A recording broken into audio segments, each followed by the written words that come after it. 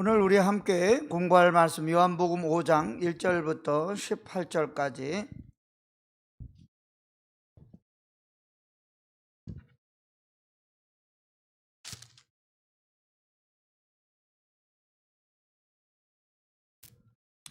한 절씩 우리 교독하도록 하겠습니다. 요한복음 5장 1절부터 18절.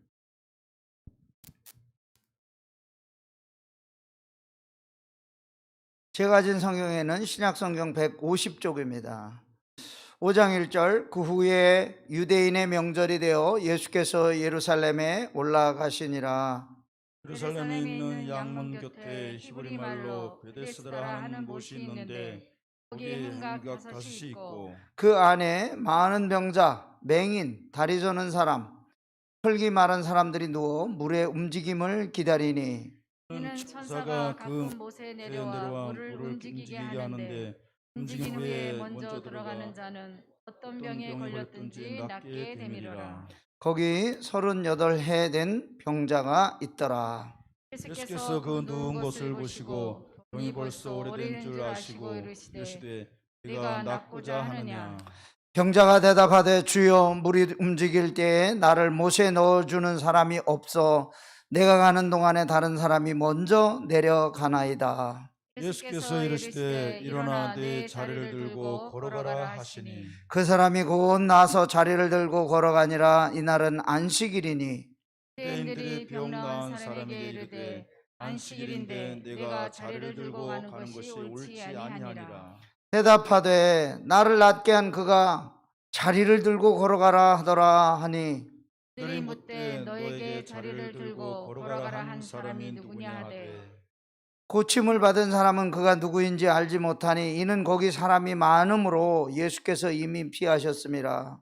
그 후에 예수께서 성전에서 그 사람을 만나 이르시되 보라 내가 나았으니 더 심한 것이 생기지 않게 다시는 죄를 범하지 말라 하시니 그 사람이 유대인들에게 가서 자기를 고치신 이는 예수라 하니라. 그러므로 안식일에 이러한 일을 행하신다 하여 유대인들이 예수를 박해하게 된지라.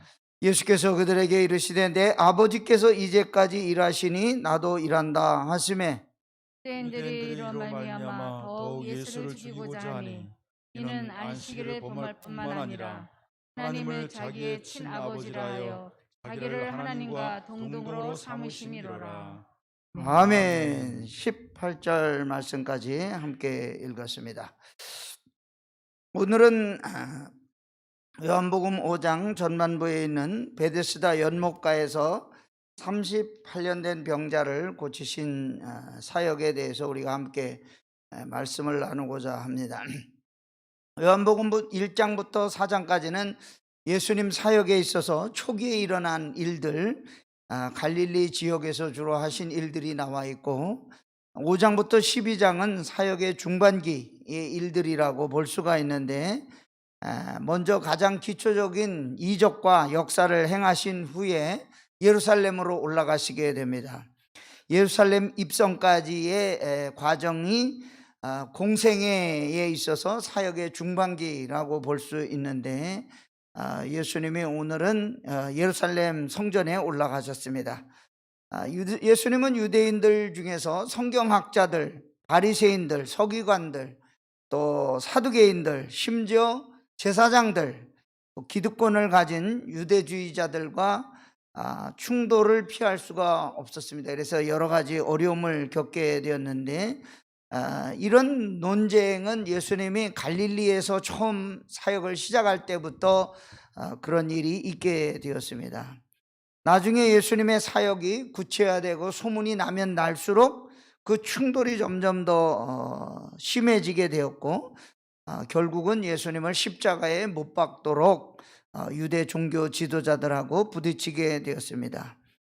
예루살렘을 배경으로 일하신 것이 예수님의 사역 후반기에 주로 나타나는데, 예수님이 이 유대이즘, 유대 사람들하고 충돌을 일으키게 된 동기는 그리스도의 능력을 나타내 주신, 보여주신 표적들 때문에 그렇게 되었습니다. 유대 종교 지도자들은 절기를 지키면서 예수님께서 말씀하신 그런 말에 대해서 항상 뭐라 그럴까, 브레이크를 걸게 되었고, 그리고 예수님은 박해를 받게 됩니다. 오늘도 예루살렘에서 일어난 일인데 5장에 있는 말씀, 안식일에 병 고치는 일 때문에 이 유대 종교 지도자들하고 충돌을 일으키게 됩니다. 4장에서는 우리가 물로 포도주를 만드신 일과 왕의 신하의 병을 고쳐준 이야기가 나와 있습니다. 이런 이적 이야기들이 말해주고 있는 한 가지 교훈이 있는데, 어떤 육신적인 질병만 고쳐주시고 치료해 주시기 위해서 이적을 행하시는 것이 아니라 육신의 병을 고치시면서 잃어버린 영혼 구원하시기 위해서 그와 같은 사역을 감당하셨다고 하는 것입니다. 오늘 5장 1절에 보면 그 후에 유대인의 명절이 되어 예수께서 예루살렘에 올라가시니라. 유대인의 명절이면 어떤 명절일까에 대해서 우리가 생각해 보면 3월 달에는 불임절, 4월에는 유월절, 5월에는 오순절, 10월에는 나팔절 또는 속죄일, 그리고 장막절, 11월에는 장막절, 12월에는 수전절, 이렇게 1년 동안 지켜야 되는 명절들이 많이 있었습니다. 그 중에서 유대인이 의무로 필수로 반드시 지켜야 되는 절기는 3가지인데 유월절과 오순절과 장막절입니다. 이 3가지 명절 기간 등에는 반경 80리, 40km 안에 있는 성인 남자들은 법적으로 다 성전에 올라와서 그 예식에 참여하도록 그렇게 해야 되는 것이었습니다. 예수님은 이 유대인들의 예배 제도에 대해서 그것을 무시하거나 성전에 올라가지 마라 그렇게 하신 적은 없습니다.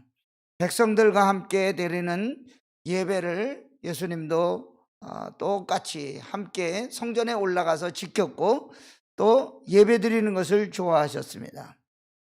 오늘 이 5장 1절부터 18절까지 있는 말씀이 말하고 있는 영적인 의미가 무엇일까요? 첫째로 예수님은 소망이 없고 도움이 필요한 사람들을 치료하는 치료의 주님이시라는 것을 말하고 있습니다. 2절 말씀에 보니까 예루살렘에 있는 양문 곁에 히브리 말로 베데스다라 하는 못이 있는데 거기 행각 5이 있고, 구약 성경에 보면 예루살렘에는 문이 많이 있는데 북쪽 동편에 양의 문이라는 문이 있었습니다.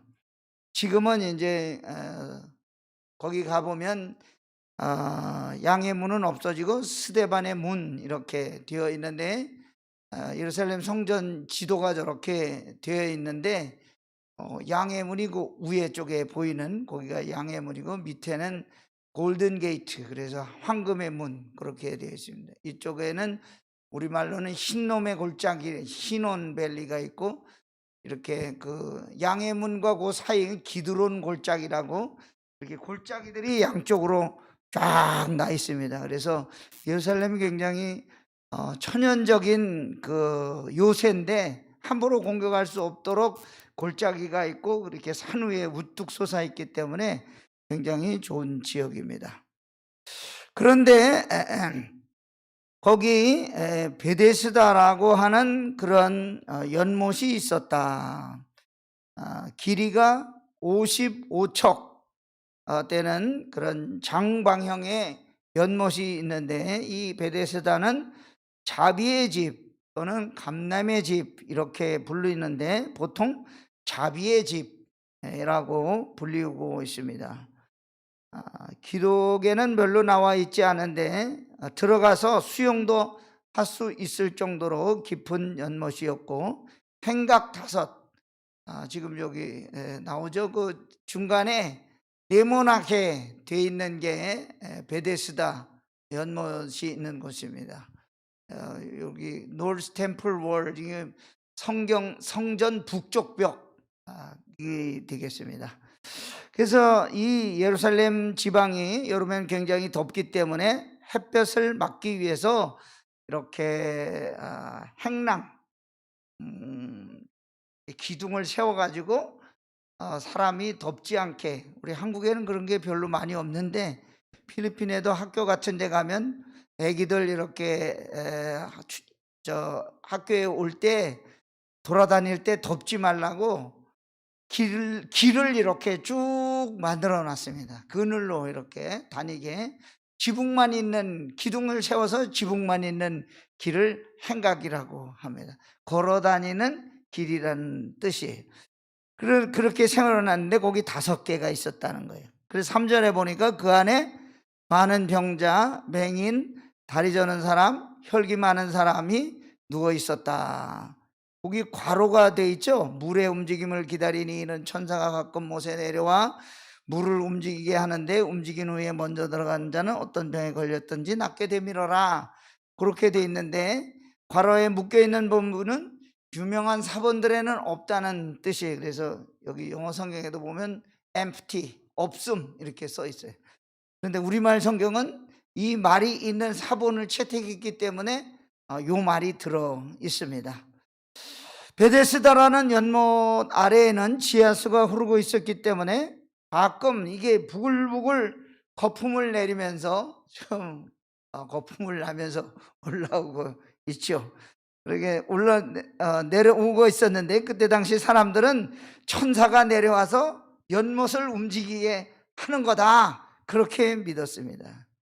그래서 그때 제일 먼저 뛰어들어가는 사람이 무슨 병이든지 그 고통받는 병에서 나음을 받게 된다, 그렇게 믿었습니다. 사실이라고 해도 지금 우리가 생각할 때는 혹시 저거 미신 아니야? 그렇게 생각할 그런 것이었지만, 그때 당시 사람들은 저 연못이 저렇게 움직일 때에 많은 사람들이 얼른 뛰어들어가서 병고침을 받게 된, 필리핀에는 블랙 나자렛이라는 새까만 나무, 흑단나무 같은 걸로 조각한 예수님이 십자가를 지고 가는 상이 있습니다. 그런데 그 상을 이렇게 만지기만 하면 무슨 병이 걸렸든지 다 낫는다는 그런 미신이죠. 있습니다. 그래서 이제 저 고난주간이 지나면 그걸 끌고 나와요. 저 퀴아포라는 성당에서 그걸 끌고 나왔는데, 혹시 이렇게 보셨는지 몰라요. 사람이 얼마나 많이 거기 매달리고 난리가 되는지, 사람도 많이 죽어요. 거기 압사당해가지고 거기 그거 만져보려고. 그러면 이제 만질 수는 없고, 그러니까 전부 수건들을 하나씩 거기다 던져줍니다. 그러면 그 블랙 나자레다 한번 이렇게 쓱 발라가지고 다시 던져지. 내 건지 네 건지도 모르고 서로 받아가지고 그걸 자기 이렇게 하면은 병이 다 또 낫는 사람도 있나 봐요. 하여간 그런 믿음과 지금이 베데스다와 비슷한 것입니다. 그런데 거기 아주 오래된 한 병자가 있었습니다. 예수님의 그 비참한 병자를 만나게 되었는데, 만성적으로 아무 능력이 없어서 불이 움직일 때 제일 먼저 뛰어들어간다는 것은 불가능한 사람이었습니다. 거기 많은 병자들, 맹인들, 다리 저는 사람, 혈기 마른 사람, 고칠 수 없는 난치병 환자들이 많이 있었는데 우리가 영적으로 해석해 보면 유대인들의 정신적인 상태를 묘사하고 있다, 그렇게 볼 수가 있습니다. 하나님의 진리를 바라보지 못하는 영적으로 눈먼 사람들, 하나님 앞에서 바로 행하지 못하는 다리 저는 장애를 가진 사람들, 하나님의 선민으로 선택은 받았지만 혈기가 마른 그런 민족들, 생존 경쟁이 벌어지고 있죠. 물이 움직이고 그럴 때 제일 먼저 뛰고 들어가면 고침을 받게 된다고 하였기 때문에 굉장한 치열한 경쟁이 있었습니다.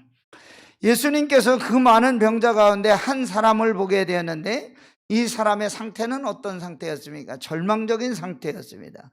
병이 든 지 38년이 되었다고 하니까 평생 동안 희망은 사라진 지 오래되었고 거동할 힘조차 없고 그리고 자기 생을 포기한 상태였습니다.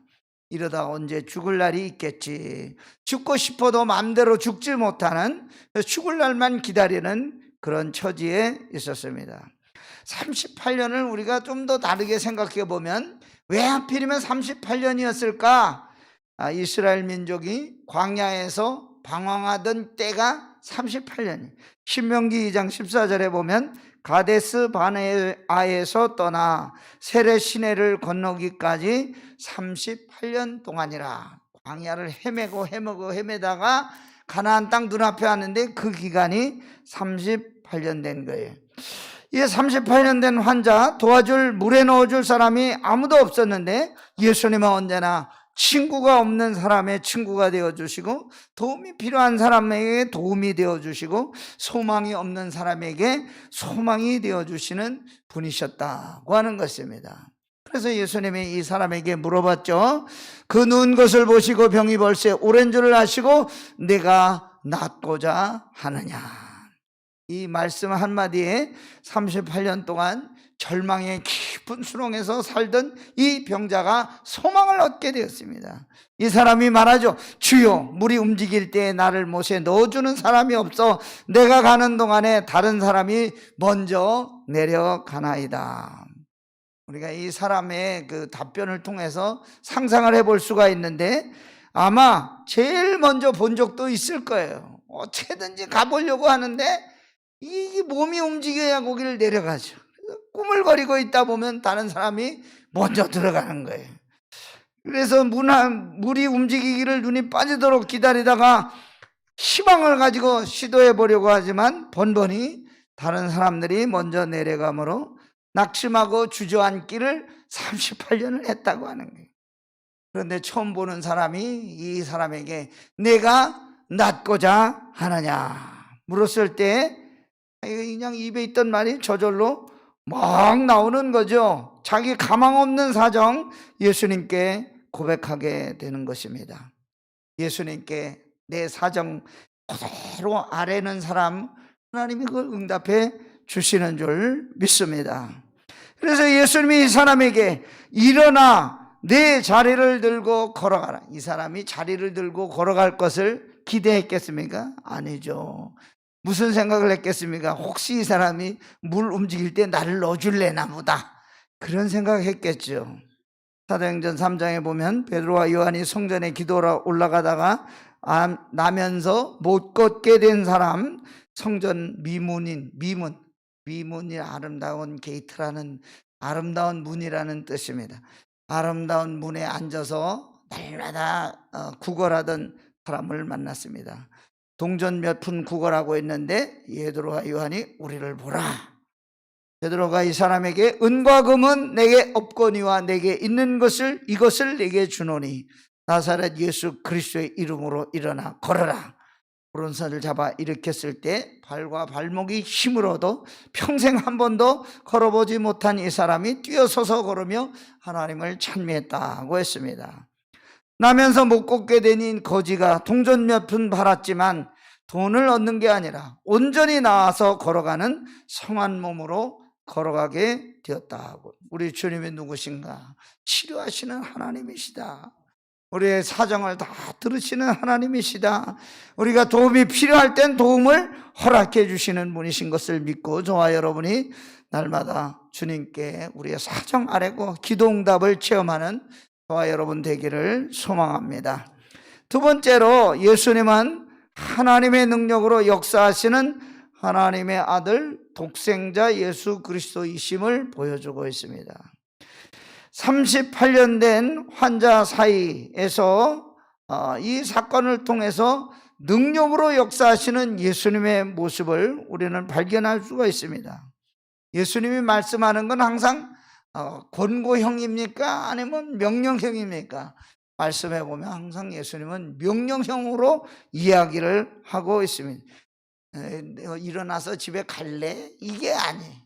일어나 네 자리를 들고 걸어가라, 이렇게 말씀하십니다. 그런데 그 명령에 순종할 때 하나님의 능력이 나타나게 된다는 것입니다.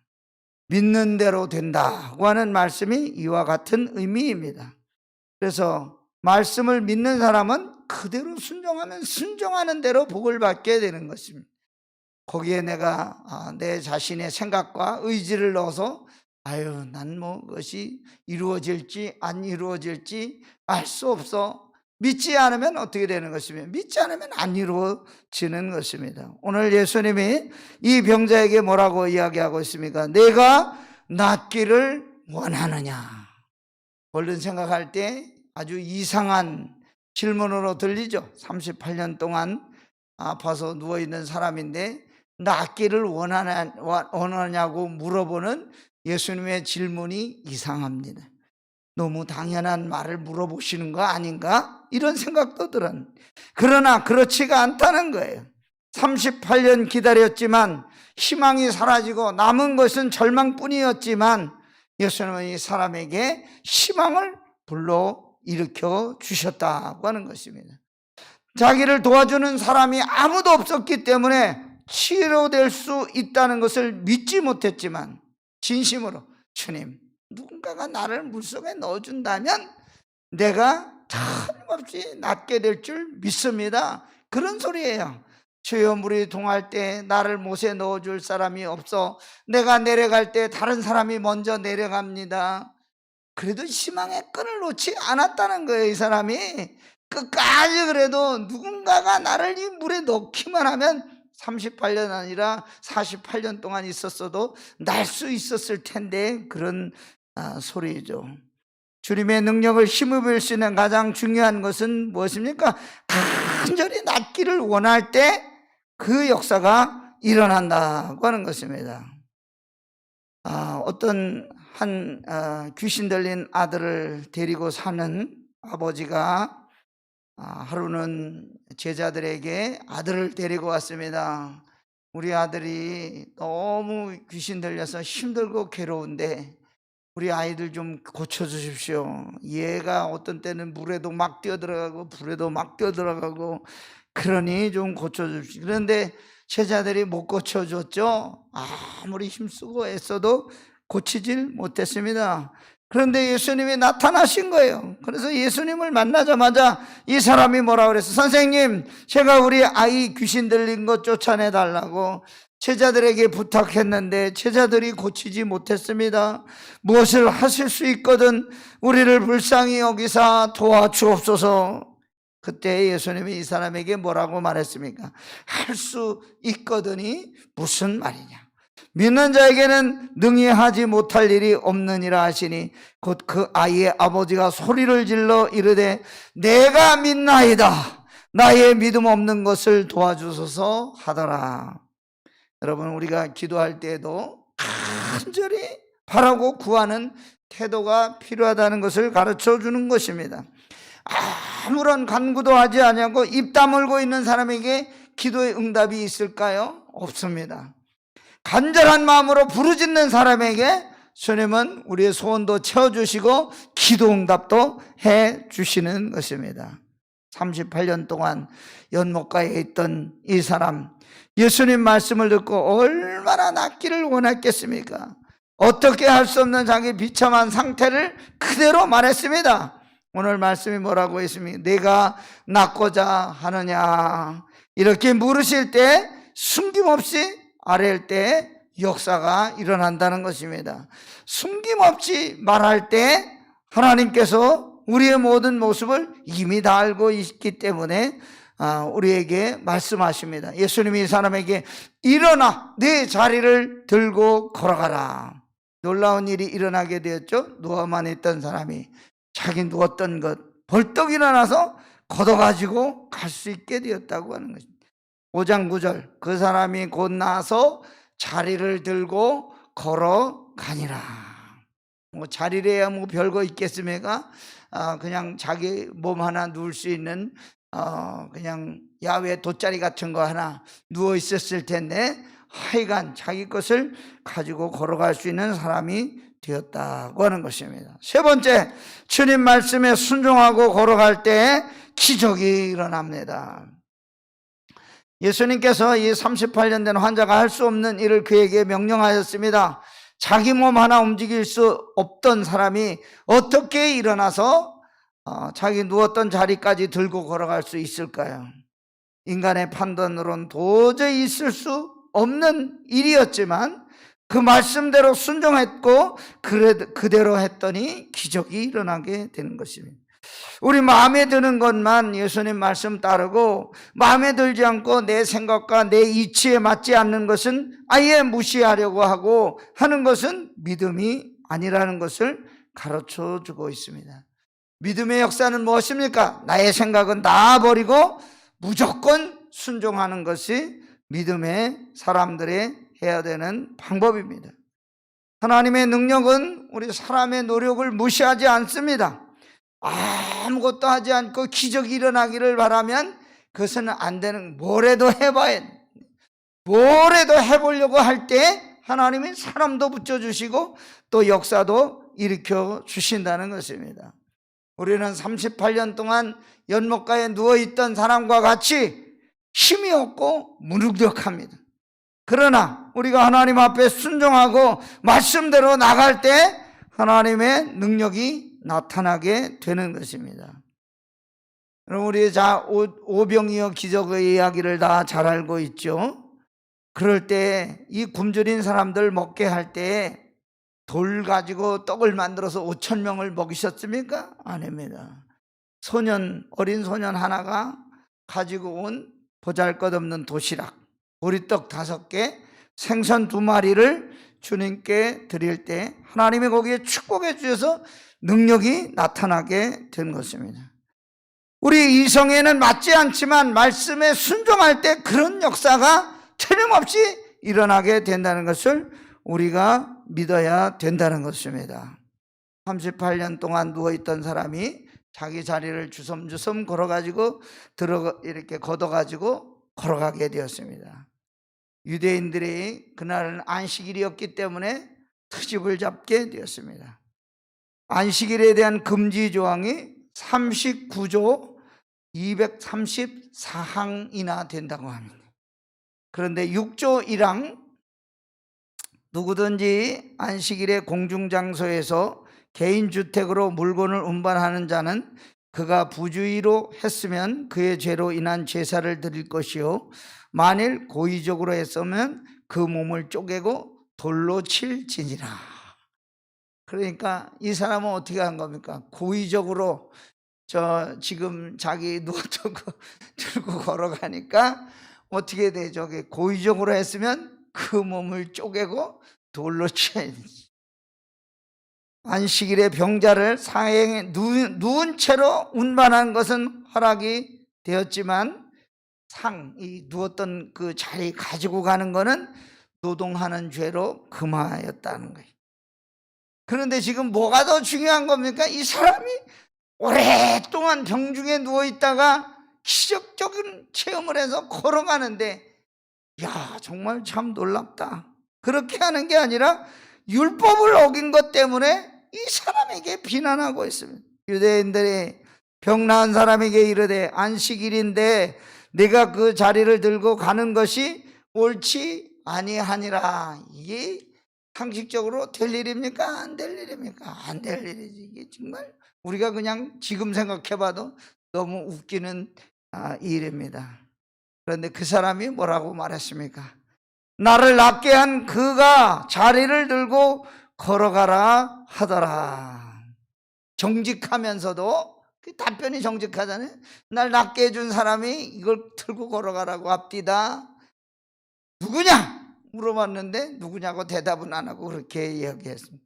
예수님이 어떤 분이신지 간접적으로 이야기하고 있는 것이죠. 12절에 그들이 묻되 너에게 자리를 걸어가게 한 사람이 누구냐? 이 사람은 율법을 범하는 것보다 그리스도의 말씀에 순종하는 일이 더 옳다고 생각한 거예요. 예수를 비난하는 사람들이 이 사람에게 교묘하게 질문한 거죠. 너에게 자리를 들고 가라 한 사람이 누구냐? 성령의 감동이 없는 사람은 어떤 일이 있어도 주님을 믿지 못합니다.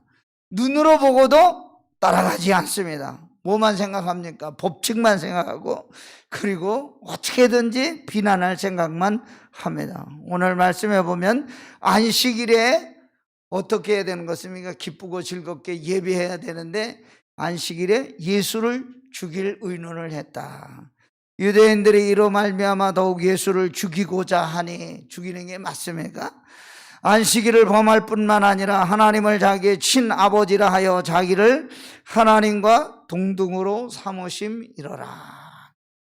혹시 우리도 우리 자신을 돌이켜보면서 우리도 너무 이렇게 율법적인 것에 또 내가 생각하는 그런 판단에 갇혀서 그렇게 신앙생활을 하고 있는 것은 아닌지, 오늘 말씀을 통해서 우리가 한번 우리 자신을 돌아보고 말씀의 기적을 체험하는 저와 여러분 되시기를 주의 이름으로 축원합니다.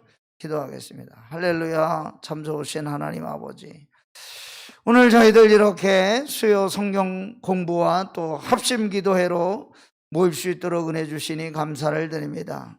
코로나로 인하여 힘들고 어려운 지경에 있었지만 하나님 우리를 지키시고 보호하여 주셔서 온 성도들 안전하게 보호하여 주시니 감사를 드립니다.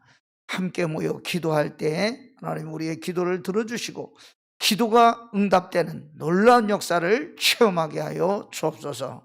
예수님의 이름으로 기도하옵나이다. 아멘. 오늘 우리가 함께 기도해야 될 기도 제목들이 있습니다. 특별히 코로나 바이러스 때문에 너무 불안에 떨고 있는데 너무 과도하게 불안해하거나 두려워하지 않게 되기를 위해서 기도해 주시기 바랍니다. 그래도 우리도 우리 확진자가 2명이나 있었는데도 불구하고 전 교인 음성 판정받으니까 또 속으로 얼마나 감사한지, 할렐루야, 하나님 감사합니다. 소리가 절로 나오더라고요. 너무 과도하게 불안해하지 말고 마스크 잘 쓰고 손 잘 씻고 그리고 하면 하나님 우리 지켜주실 줄 믿습니다.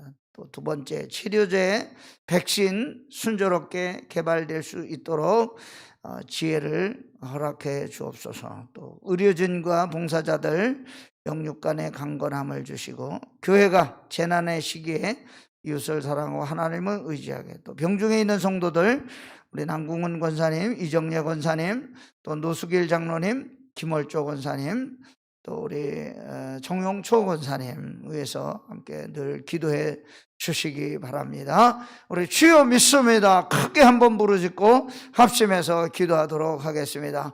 주여 믿습니다. 할렐루야. 참 좋으신 하나님 아버지, 오늘 이 저녁에 저희들 불러주시니 감사를 드립니다. 함께 합심해서 기도하게 하여 주시니 감사합니다. 기도할 때 기도가 응답되는 놀라운 역사가 있게 하여 주시고, 베데스다 연못가에 38년 동안이나 누워있던 사람에게 주님께 찾아가 주셔서 내가 낫고자 하느냐 물으실 때 하나님 놀라운 역사가 일어나게 된 것처럼 부족하고 연약한 저희들에게도 그와 같은 은혜를 허락하여 주사 날마다 주님 은혜 안에 큰 은혜를 누리며 살아가던 저희들 다 되게 하여 주시기를 원합니다. 아버지 하나님, 코로나로 인하여 저희들이 너무 두려워하고 떨리는 가운데 있사오니 하나님께서 저희들 붙들어 주셔서 불안해하지 말고 두려워하지 말고 오직 믿는 믿음을 가지고 승리하며 나갈 수 있도록 주여 주여 우리를 붙들어 주시옵소서. 치료자와 백신이 순조롭게 잘 진행될 수 있도록 봉사하는 의료진들과 방역관계 당국자들 하나님 지혜를 주시고 붙들어 주시기를 원합니다. 아버지 하나님, 우리 성도들 가정 이 코로나 백신으로 말미암아 빨리 완쾌되고 저희들이 마스크를 벗고 자유롭게 예배할 수 있는 그날이 속히 올 수 있도록 주여 붙들어 주시기를 원합니다.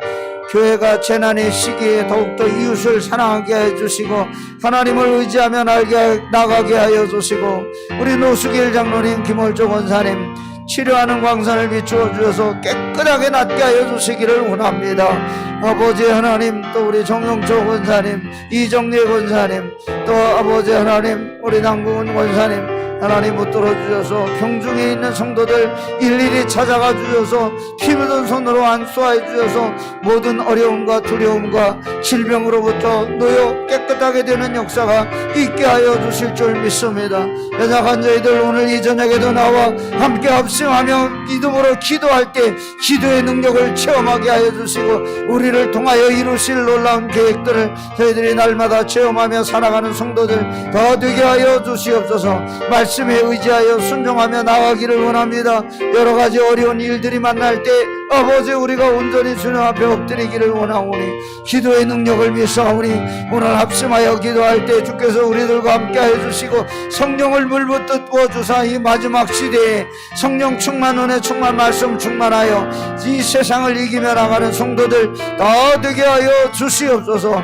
아버지 우리 성도들 붙들어 주시고 강건케 하여 주셔서 날마다 기도하는 성도들의 기쁨 충만하여 은혜 충만하여 살아갈 수 있도록 아버지 이 재단 붙들어 주시고 이 재단이 계획하고 꿈꾸고 나가는 모든 일들 하나님의 축복하여 주시고 은혜로 우리를 붙들어 주시고 함께하여 주옵소서. 할렐루야. 참 좋으신 하나님 아버지, 오늘 사랑하는 성도들이 이 수요 합심 기도회에 나와 함께 소리질러 부르짖고 기도하여 간구하여 싸우니 우리의 기도를 들어주시고 함께하여 주옵소서. 의인의 간구는 역사하는 힘이 많다고 하여 싸우니 함께 부르짖어 기도할 때 병마가 떠나가고 귀신이 쫓겨나고 하나님의 놀라운 역사가 일어나는 우두재단 되게 하여 주시옵소서. 병중에 있는 성도들 주께서 치료하는 광선을 비추어 깨끗하게 되는 놀라운 역사를 체험하게 하여 주옵소서. 지금은 우리 주 예수 그리스도의 은혜와 하나님 아버지의 극진하신 사랑과 성령님의 감화감동 교통 역사 충만 내주하심이 함께 기도하고 세상을 향해 나가는 사랑하는 성도들 머리 위에 자녀들 위해 가정 위에 직장 위에 학업 위에 손으로 수고하는 모든 것들 위해 지금부터 영원토록 늘 함께 계시옵기를 간절히 축원하옵나이다. 아멘.